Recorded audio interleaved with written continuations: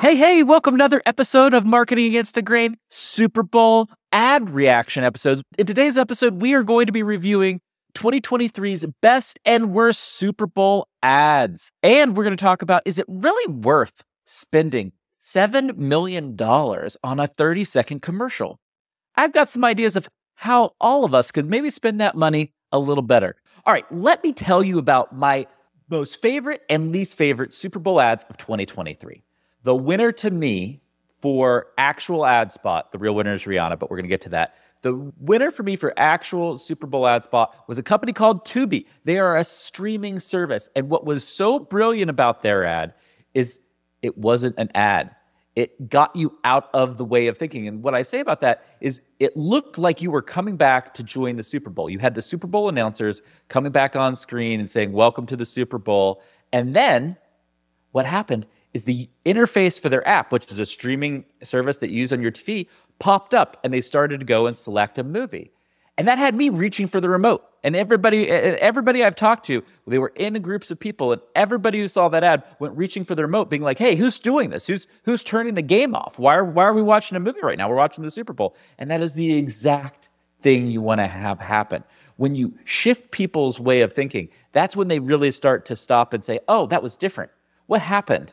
And they'd be like, what company did that? That was really clever. Oh, they're a streaming service? What do they do? Oh, I like that movie. And that is the conversation you want an ad to generate, whether it's a Super Bowl ad or any kind of video ad, whether it be online or linear TV. You want that type of reaction. And the Tubi folks nailed it. And the reason they nailed it is because they interrupted the experience and they didn't follow the same formula as the rest of the ads. I think, honestly, for the rest of the Super Bowl ads.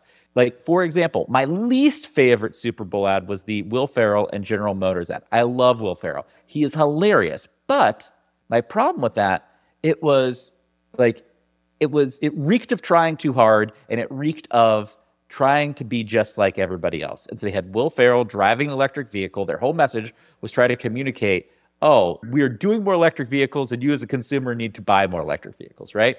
And they did it with Will Ferrell talking to the TV just like he always does, straight at the camera, just like every other boring Super Bowl ad that I watched last night did. And they tried to sprinkle in some cultural references with Stranger Things and Bridgerton. And I'm like, first of all, like, those shows are like not trending in the zeitgeist right now. So it's like reeked of trying too hard. The product message was kind of lost in it all because they were trying so hard. And I think most people that would watch that spot would say, like, all right, like, so Will Ferrell just did some stuff. He was driving a car, so I guess this is for a car company, but I don't know why. And I don't know what car company and what they want me to feel or believe. There was no emotion to that. Like, I think they were going for humor, and there was no humor to it. And unfortunately, that was the case with, I think, 95% of the Super Bowl ads. Like, that was a really bad place to be in. And I thought, for me personally, this was one of the worst years of Super Bowl advertising I have seen in my career as a marketer so far. And I think the problem with basically 99% of the Super Bowl commercials that aired this week is they were boring. They were the same. And they used a crutch of storytelling that was very basic.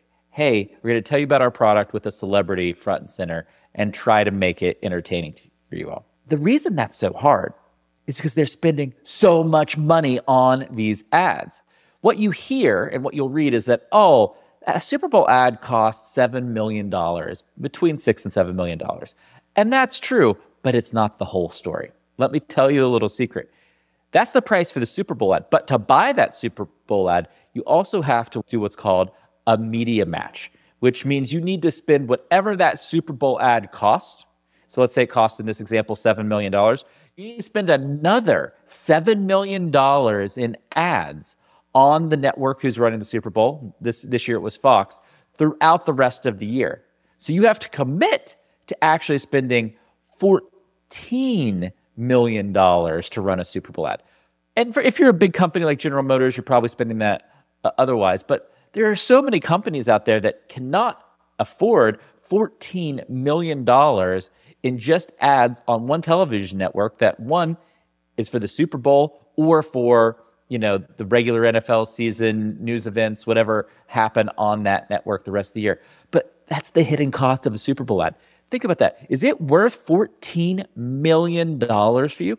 I don't think it is. And the reason for that is because Super Bowl viewership is on the decline. It is becoming less and less a part of the popular culture. For me, I remember when the Super Bowl was any and everything. And I remember you would sit on Twitter and you'd see the reaction to all the ads. I was looking at everybody's reaction to ads in real time.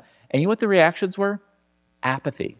Like, people would put some comments, but man, if you go look at Twitter, most of the comments around these ads are very low emotion.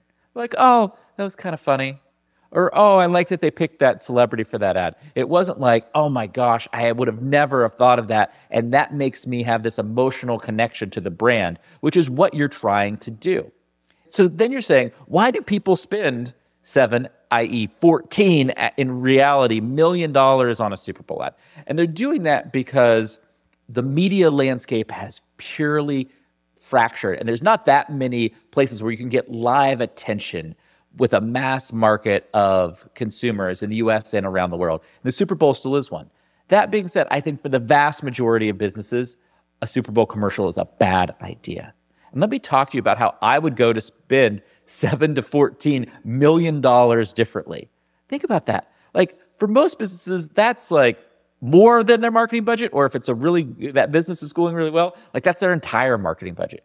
And first of all, what happens is that you always see with Super Bowl ads, you see a spike, but that spike only lasts like a few days to a week. You don't get this ongoing level of interest and awareness and demand for your product or service, right? And that's my number one issue with the Super Bowl spot. If you are a brand that needs to reinvent itself, is doing a rebrand, doing something like that, then a Super Bowl spot and ad might be a good thing for you. But for the vast majority of companies who are trying to generate interest and awareness for their product or service, it's not, because it's not sustainable. And what I would do is I would invest that, really, again, $14 million, not $7 million, in more sustainable forms of marketing. For example, you could run an amazing YouTube program for $14 million. You could partner with the best creators. You could run YouTube ads and invest in creating your own successful YouTube channel that would drive long-term awareness and scale for your product. And you could do an amazing job of that for $14 million. Really, really, really good. Most companies I know that do a really good job do it for less money than that, right? And so that's one way.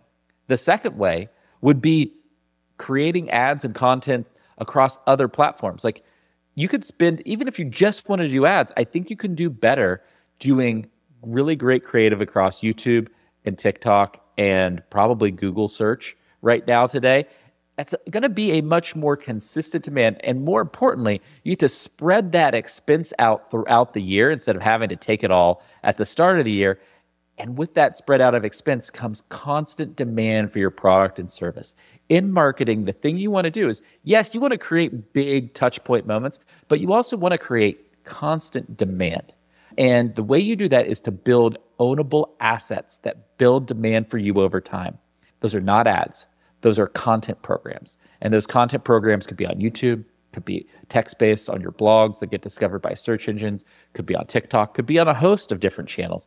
But what I am here to tell you is if you don't have ownable channels, email newsletters, another great example, that can attract people every day and inform people every day versus ads that the second you stop spending money on that ads, boom, they go away and people stop being interested in understanding your product and your service. And that is not what we want to have happen. We want to build a great sustainable business. If you look at businesses that fail, it's because they get overhyped. They have a few inflection points, they get overhyped, and then that demand falls off, or they get so overexposed that they're not cool anymore, right?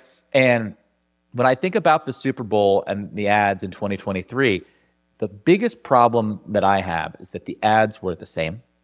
The ads were actually not even doing a great job at delivering in that pop of awareness. They're going to get some pop because it's the Super Bowl and it's in front of so many people. But wow, they could have done such a better job if they had spent that time trying to do a stunt, creating some crazy IRL in real life event or something that was an ownable moment, or tacking on to a bigger ownable moment than just like a 30-second Super Bowl ad that was executed the same way as everybody else.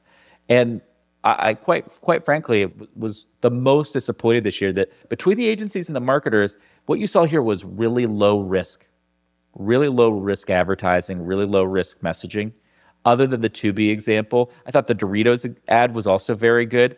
They had the right level of clarity of message, putting the product front and center in a very clever way and a good use of celebrities. I think Doritos historically has some of the best Super Bowl advertising. So I thought Tubi and the Doritos spots were the two best spots. And if you're looking to have an understanding of what makes a really good and compelling Super Bowl ad, I think those are the two you're going to want to look at. Basically, all the other spots I did not like.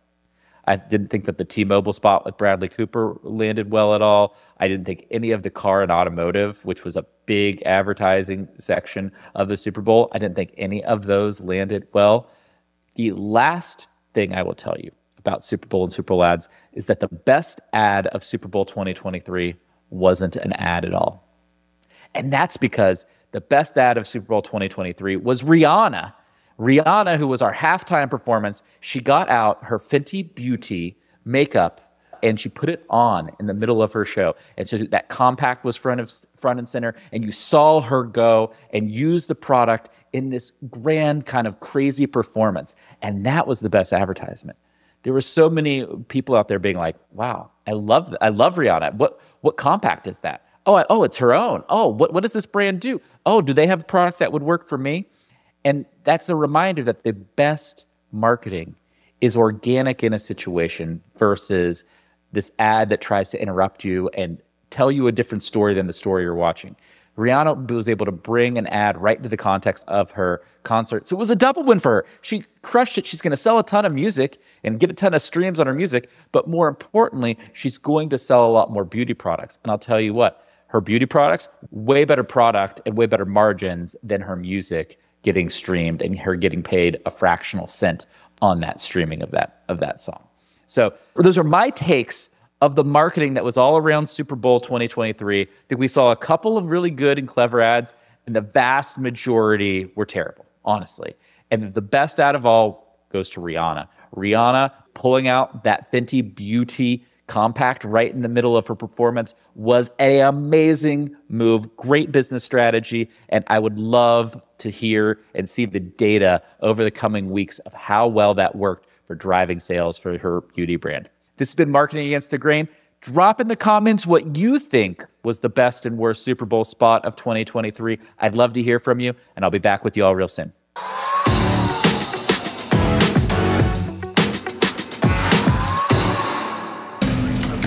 This data is wrong every freaking time. Have you heard of HubSpot? HubSpot is a CRM platform where everything is fully integrated. Whoa, I can see the client's whole history, calls, support tickets, emails, and here's a task from 3 days ago I totally missed. HubSpot. Grow better.